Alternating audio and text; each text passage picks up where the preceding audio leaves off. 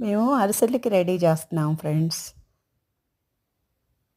First 1 ½ day minimum నానబెట్టుకోవాలండి బియ్యాన్ని. నానబెట్టిన వాటిని వడకట్టి క్లాత్ మీద ఆరబెట్టుకోవాలి. కాస్త డ్రై అయ్యేటట్టు రైస్‌ని.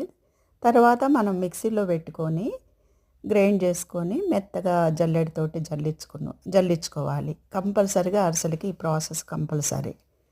తరువాత మనము కిలో రైస్‌కి 3/4 కిలో బెల్లం వేసుకోవాలండి. కొంచెం పిండి ఎగస్ట్రా ఉంచుకోవాలి చేతిలో.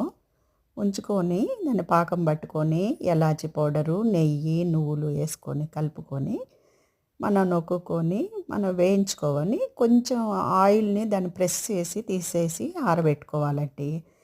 మనకి కావలసిన అరిసెలు సూపర్‌గా వస్తాయి టేస్టు. సంక్రాంతి స్పెషలు. మా మనవడికి చాలా చాలా ఇష్టమండి. ఆడు కావాలని అడిగాడు, చేసాము. మేము ఫస్ట్ టైమే ట్రై చేసాము. మీరు కూడా